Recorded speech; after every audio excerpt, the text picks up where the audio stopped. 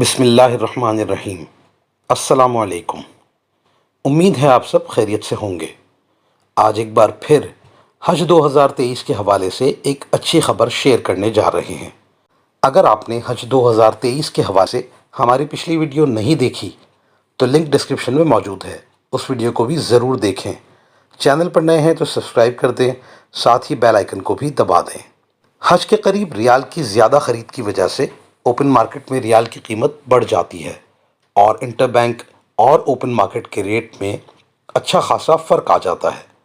اگر ہم آج کی بات کریں تو ریال کی انٹر بینک کی قیمت 79 یعنی 79 روپے ہے، جبکہ اوپن مارکیٹ میں ریال کی قیمت 83 روپے یعنی 83 روپیز ہے۔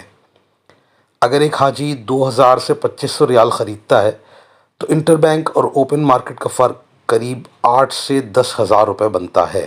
حاجیوں کی سہولت اور اس نقصان سے بچنے کے لیے بینکس نے ایک اسکیم متعارف کروائی جس میں ہر حاجی کو 3000 ریال انٹر بینک ریٹ پر فراہم کیے جا رہے ہیں، یعنی ہر حاجی 12,000 روپے بچا سکتا ہے۔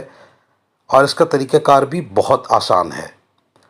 وہ تمام لوگ جو حج پر جا رہے ہیں حاجی کیمپ تشریف لے جائیں، وہاں مختلف بینکس کی برانچیں ہیں، ان برانچوں میں اپنا اوریجنل شناختی کارڈ اور حج اپلیکیشن کا جو پروف یا اپنے اوریجنل پاسپورٹ دکھا کر 3000 ریال انٹر بینک ریٹ پر حاصل کر سکتے ہیں۔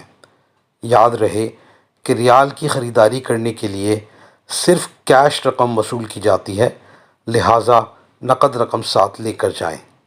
اس ویڈیو کو لائک کر دیں اور زیادہ سے زیادہ لوگوں کے ساتھ شیئر کریں۔ شکریہ۔